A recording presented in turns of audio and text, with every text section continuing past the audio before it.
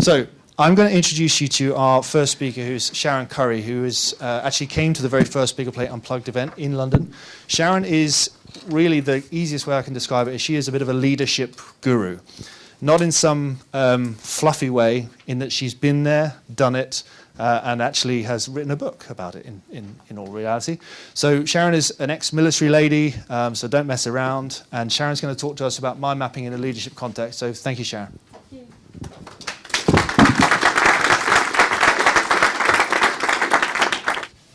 Am I on? Good morning, everybody. First of all, I want to say thank you very much to Liam and the Biggerplate family for inviting me.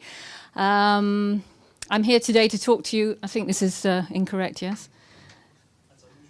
That's unusual for me. It looks great on mine. It's all the way around.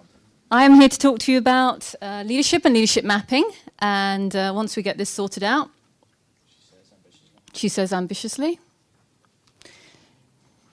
There you go, the first one.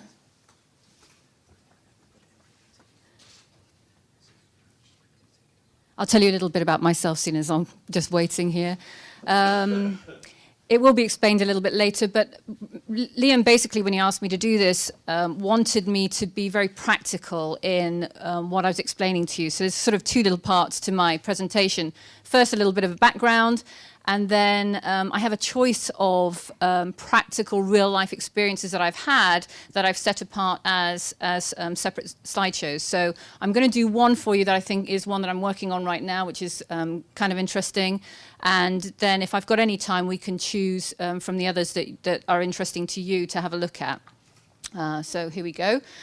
Okay, so pretty much everything I know about leadership is represented in this map. As in all maps, I think that they are just the surface, and underneath is obviously a huge amount of depth. So this is my leadership and mostly my leadership and mapping map. I come at this from three separate angles. I am a certified coach, a corporate coach, various coaching trainings. I have my own leadership consultancy, which I've been doing for a number of years now. And obviously the mind mapping side of it. So I'm a TLI, I think BPUN trained. Of all the things that leadership can be, to me, there's two things that leadership isn't. One of them is big theory, and the other is a set model. So when you look at it like that, leadership is not what most people think it is when it's combined with mind mapping. So a lot of people create maps of leadership models and believe that is leadership mapping, and it's much deeper than that. Leadership is trial and error. It's practice. It's best practices. It's academic theory. It's research. It's all kinds of things. And for me, very importantly, it is that drop of water that you can see on the other side, and I'll come around and explain that in a minute. I have this rather lovely object, this photo here, and I actually was going to bring it with me, but it broke. So I'm glad that I took the photo of it. This kind of reminds me, it's something I have sitting on my desk, and it kind of reminds me of the fact that I'm not an expert in leadership. This was given to me at the end of a 3-day workshop. I was invited to go down to the Capitanía de las Fuerzas Terrestres in Sevilla. So this was a workshop on leadership, which was by the land forces, Spanish land forces, and they invited their top leadership guys. They invited top business leaders, and they invited top university and academic leadership gurus. And then they invited me to come down and sit on their panel of experts. And that scared me to death, because my leadership experience was as it is, but it was nowhere near the depth, breadth of experience that was going to be sitting in that room. So I panicked, of course, and I'm sitting on the fast train from Madrid down to, and I'm having to do this in Spanish as well, which was a bit of a stretch. Sitting on the fast train down to Sevilla, And there's a desk, and I have to get up, and I have to speak, and I'm on this panel. And what I said when I very first stood up in front of these people, and bearing in mind that the army or the land forces side of this group were serving officers in Afghanistan, they were responsible for the life and death of the people in their groups. That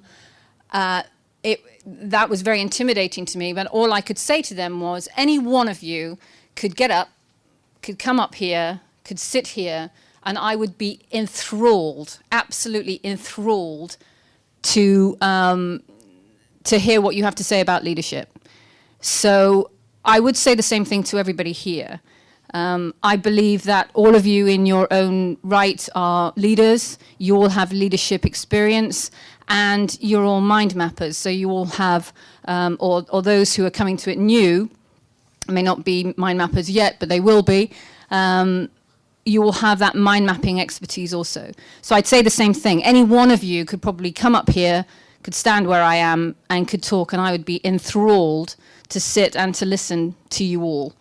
So that little award that they gave me, it has lots of leadership lessons. I won't go into them all, but it reminds me to be humble, and I try to be humble every day. It means an awful lot, but I am not an expert. I don't believe that you can necessarily have experts in leadership. I am what I consider a jack of all trades. And that's kind of an interesting terminology because as Liam explained, I was in the Navy. And if anybody who knows the British Navy, the term jack is the name for a sailor. So back when I joined the Navy, I was a Jenny Wren. And the Navy was the first organization that taught me how to mind map. So 30-something years ago, I hate to say, I first got introduced to mind mapping.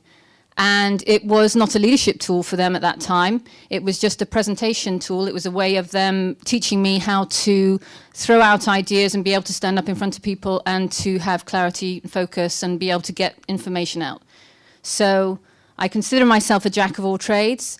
I'm not an expert, but there are some things that I have learnt along the way, which I'm going to share a little bit with you.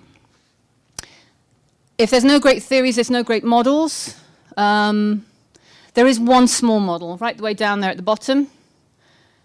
Those three circles. Has anybody seen those three circles before? Hard to see what it says inside there. John Adair's model, which is task, team, and individual. Has anybody heard of that? It's a very basic model that they teach in the military, most of the military. He actually was from Sandhurst, and this model he developed in the 1970s.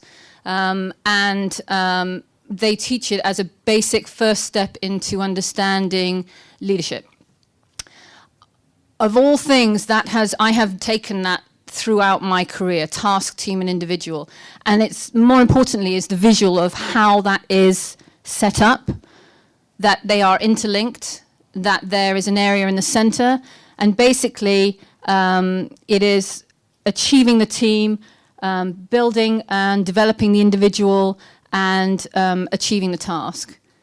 So if we think about leadership, that's what I think about as my founding, as my basis. What the Navy taught me is that I have to know myself. The Navy taught me that before I can even think of pretending to lead, I have to know myself. My father, when I first joined the Navy, said, you have to learn how to take orders before you can learn to give them. And that I've carried that with me also. So when I say this map reflects everything I know about leadership, it really does, because it's some very simple but very deep premises that are here. So knowing myself, how I see myself, and how others see me, that's about leadership. Knowing others, how they see themselves, how I see them, and how they're seen by others. That's also a leadership premise. It's also interesting because I actually happened to have the opportunity to speak with John Adair a couple of months ago back at Sandhurst. And he said, listen guys, this model's been around for an awful long time. It's about time that you updated it. It's a model. It needs updating. I like to think of this, the interlinks. It reflects to me mind mapping. The interlinked, it's all related. So you cannot separate. Like I cannot separate for me leadership or coaching and mind mapping. I can't separate them. So when you get one, you get all three. It has a central area, and that central area, although it's got nothing in it, is one of the most important parts, or is the most important part. To me, I lift myself up from that center area, and I have the meta position. I'm looking down at the rest. I'm looking down from a height at my team, at the individual, and at the task. So really important and very linked with what mapping is to me. Getting things done, learning from the experience, leadership.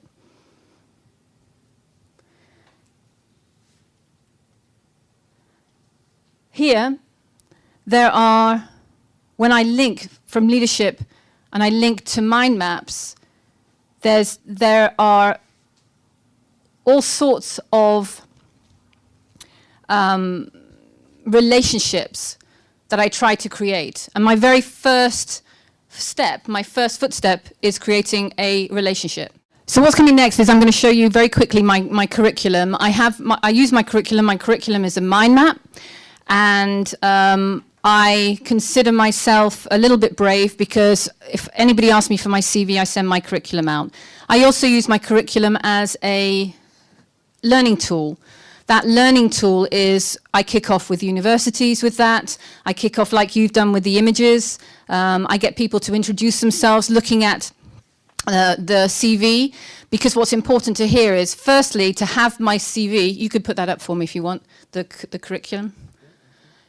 Firstly, to have that CV, I have to know myself. If you remember the eye looking at me, I have to know myself. And then for people to use that curriculum as the basis for them talking to each other and having a conversation and discovering things that are more important, not just what I've done, but also the things that drive me, my driving forces, my values, what I'm doing now, how I'm taking those driving forces and how I'm presenting that, my behavior that's coming from what I've done and what drives me, and my strengths. Could you move that? This is fantastic. I get a personal, yeah. So then, and then the next one, please. Nope. Yeah. Keep going, keep going. There you go. This one? That one, okay. Yes. It did make sense when I put it all together.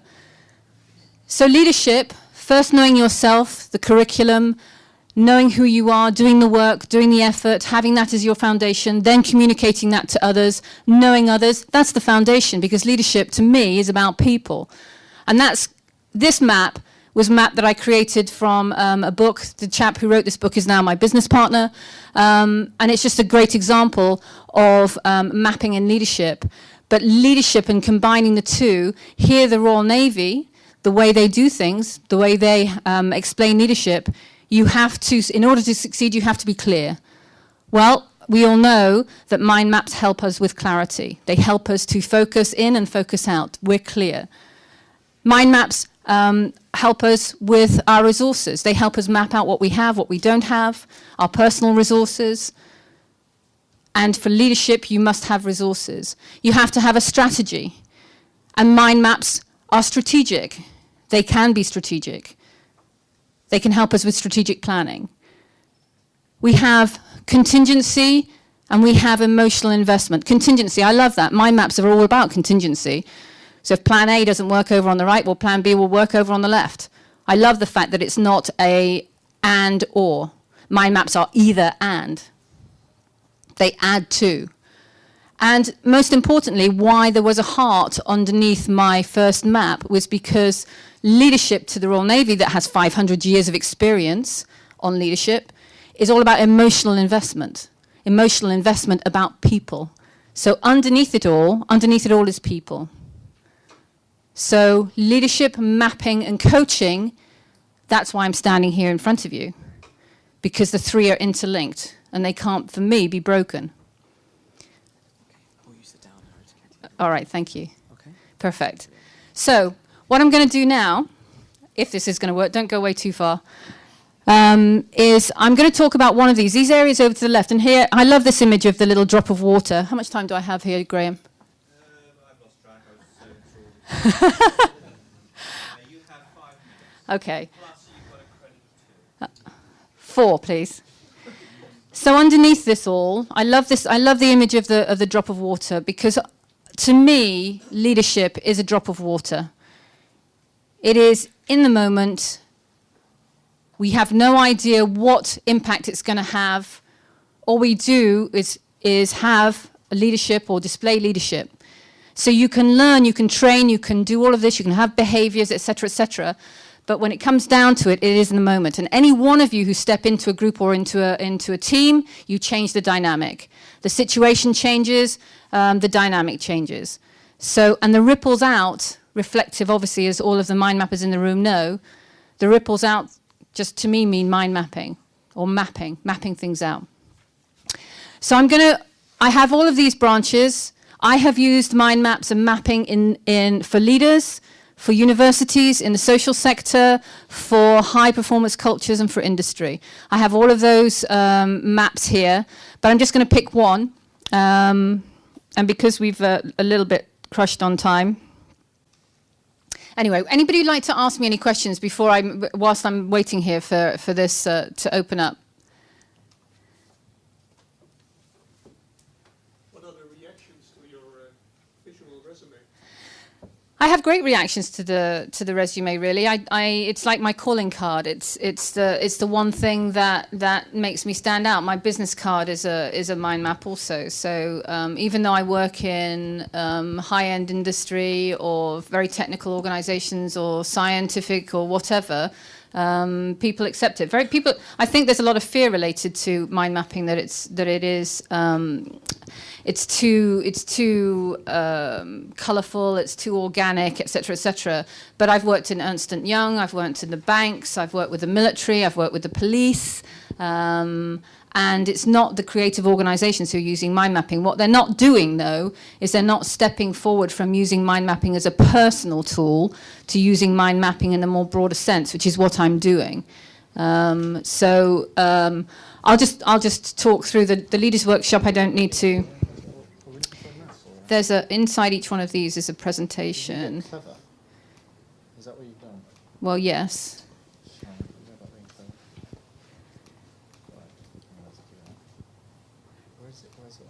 Okay, so I'm just going to talk about without you seeing the map. The process that I'm on right now is I'm working with a group that is called the AE16, and it is a high-performance culture team. So this is a team of Royal Navy and Royal Marines, and they are doing a 2-year process, which is setting themselves up to walk in Shackleton's footsteps. So they're going out to the Antarctic in January of 2016. It's a fascinating process. They didn't really know about mind mapping before I joined the group, and I am now, in those 2 years, taking them through and mapping out their process. But what we're doing is leadership. We're talking about values.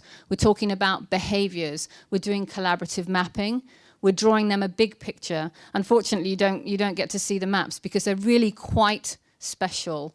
That leadership and mapping, it's beyond the tool that is just an individual tool for leadership. It is so powerful when you get a group of people together and you see them develop not just one map, but 3 maps, but 12 maps. And then they get a bigger picture. And we created a memory map. And the memory map is your instant response. And they have a visual on one map of how they felt about the end of being out in the mountains for 2 days or being on a sailing trip for a week.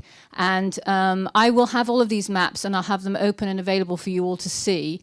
But it is a most amazing thing to see these people who are a high-performance culture benefiting from leadership and mapping because they haven't done it yet. They don't do it like this. So having this and having the conversations in front of them is fantastic. Universities, I have created collaborative maps with them.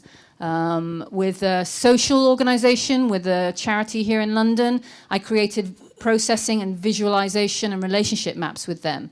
And that is helping them to have clarity, helping them to know what their resources are, helping them to see what contingency plan they have, and helping them to communicate. I know that I'm running out of time. Unfortunately, I lost quite a lot and I can't show you the maps. But I will have them available, and I do think that really it's a step beyond where we think we are with leadership and mapping. It's a step beyond, because leadership and mapping is not just an individual tool. It is much, much bigger, and it's huge out there. We have a huge opportunity. So thank you very much. I do apologise that the presentation didn't work. Again, not due to lack of planning on my behalf, but these things happen. And hopefully I'll be invited back to give the proper presentation when we can. Okay, and thank you very much. Sharon, could I just ask you a question? Yeah. I think from what you were describing, a lot of the time you are helping people to see what's being discussed by putting up on the screen a map. Mm-hmm. I'm assuming you don't sell mapping to them. You just put it up and you start mapping and they see it, and then curiosity is aroused about the mapping, and they get involved in the experience. Yeah. It is, for me, the collaborative process of creating something is obviously a leadership tool, because we need to have people have ownership over the process. And I'm always asked in any organisation, well, how do you motivate people who are demotivated, or they don't, you know, they're not connected? And it's by presenting them with a big picture, or having them part of the big picture, they then are creating and they have ownership, and they understand, even if it's only a very small slice of it. So no, I don't sell them mapping software. I do what I do, and the mapping is just completely encompasses everything I do, and I do a lot of leadership. So largely what happens is they get pulled in rather than you pushing. Absolutely. There is not one event, not one organisation, not one person, this is honest truth, that I have not spoken to about mapping or leadership and mapping that hasn't wanted to know more. Not one. In my entire time that I have been doing this. And I have worked in 3 different countries and with hundreds and hundreds of people. I've just finished working with the police, 6 conferences, 300 people, and the map that they've produced is going to the Home Office. The map for the social organisation, that got put in front of Prince Philip. The map for the expert team is in front of Prince Charles and the Duke of Edinburgh. Well, they need all the help they can get. They do, yeah. So I'm angling for them to come and ask me to help them with mapping out their processes as well. Okay. Are there any questions? Yeah. Hi, Sharon. Hi. Mike Palmer. Yeah. Sharon, first of all, thanks for that. I think you're being incredibly modest saying you're not an expert. I know Sharon, and I can tell you she is an expert in leadership. Mike Palmer, I'm a TLI as well. The question, or rather the observation I have, is just to amplify 2 things that Sharon said about mapping and leadership. I work in big organisations helping manage change, particularly in the IT world, and all of those things are complex and involve people. But leaders need to be able to communicate their vision. They need to be able to build it, and maps help you build it collaboratively, which Sharon said. The other brilliant thing about them is communication. And the final thing I would say is that what they do is help make sense of very ambiguous and difficult situations. So collaborative mapping will help you understand the big picture, and that is absolutely crucial in all the leadership and change programs that I've been involved with. So thanks very much. Yeah, thank you. All of that would have developed out from me being able to show you the maps that I've created. Please do come and ask me about them, and I'll show them to you. Sharon, can I just ask you one other question on behalf of the audience? Would they, would people in the audience be able to get copies of your map? Or? All of the maps are available except the policing maps, which I had put up there to show you a process that I'd gone through with the police. But those are sensitive. The results are sensitive, so I could have shown them to you briefly, but can't hand them out to you. But yeah, they'll all be available. So if people would like copies of maps, they can If you want to see the process for the A16 and the XBED, great. If you want to see a process for universities, the map's up there. If you want to see a process for social organisations, the maps are there, and I'm happy to share all of them. Great. Thank you very much, Sharon. Can I just ask one last question? Sorry. Where are we? Yeah. Sharon, you used the phrase getting things done. Yeah. Are you a David Allen disciple, and do you use his method in progressing your work? I know about David Allen. I know about getting things done, but really, it's again, I am a step beyond. Doesn't mean to say it's better, but step beyond models. So I believe the expertise is in the room in front of me. I need to, it's like collaborative mapping. I need to give a structure. I need to give a framework in order to get the most out of what the people are thinking in front of me. But I allow them to talk to me about what's important to them in a leadership sense in the room. So yes, obviously the coaching ethic of the SMART goals, all of those things I know, I recognize, I learn and use those models. But the expertise, the experts are in the room in front of me, always. And that's what I meant. I'm not the expert in that case. Sharon, I'm going to have to move you on and say thank you very, very much. I'll build in some time for the maps later. So thank you, Sharon, very, very much. I'm sorry about the technology. We had a good run through earlier. It worked fine. I'll make sure there's some time for Sharon to show some of her maps a bit later on during maybe the break, so if people want to come and have a look. The first thing I'm going to do is I owe Sharon Curry some slides, so I'm going to ask Sharon to come and present very, very quickly some of her slides from one of her case studies, and hopefully we've done it in a way now that won't trip us up. And then what we're going to do is do a sort of hybrid Q&A. Diana, you're all by yourself down here now. This is really quite traumatic. Terrible. So we're going to do a sort of quick review of one of Sharon's case studies, which I think is really valuable for people to see how she was doing this with this particular group. And then we'll go into a little bit of a Q&A. I'm sorry we haven't had quite as much of interactive sessions as we'd hoped. Now is going to be the chance to throw some questions around, debate a little bit, argue, throw chairs, ice cream, all the rest. Sharon, over to you for presentation take 2. Oh, gosh, she's going for the clicker. It's not plugged in. Okay. We're off to a really poor start. Try that. Thank you. Okay, so thanks very much, Liam, for giving me the opportunity. This particular case I did mention this morning, and it is an expedition team, and it's an example of what I would consider a high-performance culture. Woo! I'm working with a high-performance team. However, I would say that the basic premise is the same for every team. It doesn't have to be a high-performance culture. The process that you go through is the same. So I'm just going to run through really, really quickly. These are very different maps, and these are not my maps. These are my clients' maps. So these are maps that they've created that they're comfortable with, and they have different purposes also. But it's kind of interesting how we got there. This is an overview map. So this is their entire 2 years of project. It says everything they wanted to say in one map. And they used this to present to their patrons because they have to find funding. They have to do fundraising. So what they wanted to do was take their many pages of project brief and come up with a map or something visual that they could present in one go. So this particular map shows their vision, their why they're doing this. It shows their purpose, their primary goal. It shows all of their secondary goals as well. It also shows their management framework, as you can see in the purple there. And that is their principal activity work stream, so it gives information on how they're actually going to achieve their expedition. It shows the schedule that they're going through, so from 2014 all the way to the expedition in 2016.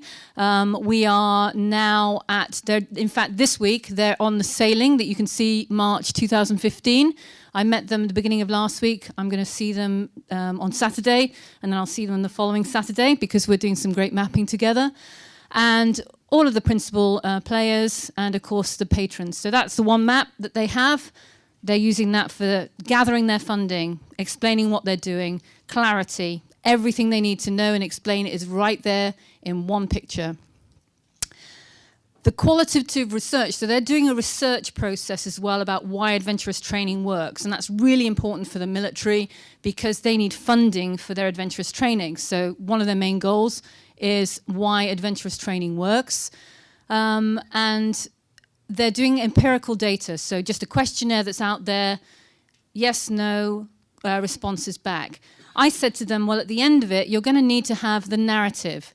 You're going to need to have the qualitative aspect of what you've done. You're going to lose it otherwise. So we need to map that out. all I've done from a leadership point of view is ask them some basic questions. Those basic questions give me a lot of leadership answers. So at the end of every evolution that they have, and you saw from January 2014 through to when they go on their expedition, they get these same questions at the end. What about the weekend made it worthwhile, or the evolution made it worthwhile? What kind of test was it for me? What kind of test was it for the team? How did the team help me? What about me? How did I help the team? What about me is different because of this? So those are the individual questions. We're going to move on to the team questions and anything else. These are provocations. They're questions that I ask as a coach, and I get great answers. What those answers tell me are the team's values, the team's strengths, the areas of growth for the team. How reflective are they? How are they able to communicate? Do they listen? What are the driving forces? What are their values? So those are all key leadership issues. This team is going to be retracing Ernest Shackleton's footsteps, and they don't want to make the same mistakes. So they are making sure they get it right. And how are they doing it? They're building a bigger picture. And we are doing it using mind maps. So those are the provocations. This is where we are right now. So they're out sailing. They've created all kinds of answers. And when you come down to it, this is one map, one evolution. What was worthwhile? Individual, team, and I'm now different because. This is building a huge picture for both the team leaders so that they get things right, and for the teams themselves so that they know each other. Remember back to my curriculum, know yourself. I was saying to other people in breaks, if you're in a war environment, who is the first person that your enemy is going to take out? Who would be the first person? Yeah, the leader of the team. So you need to be growing at every step of the way your leaders. Every single one of those people on that team is a potential leader for your team. And that is very, very key in any organization, in any team. So these are just individual evolutions, same questions, same but different answers. All the way through, so they're building a big picture.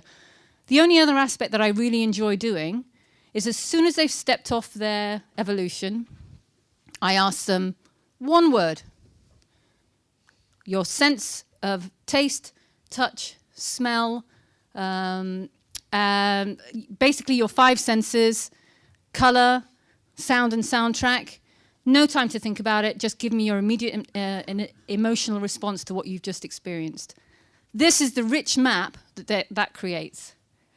I guarantee 10 years from now, any one of those team members goes back to that map and they will remember a huge amount of the experience, not just the key points that stood out, but their key points and other key points.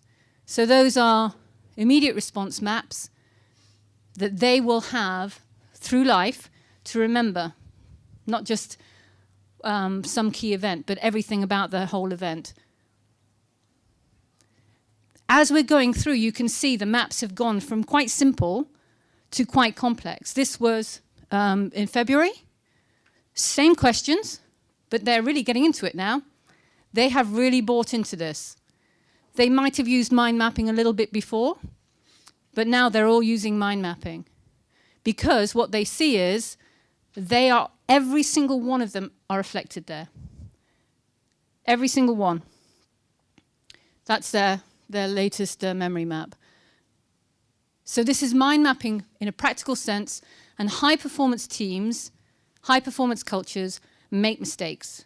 They are just people, they're just individuals, and so they have to build a picture in order to work together and to get the result they want. So that's just a practical example, very quickly, of the AE16 team.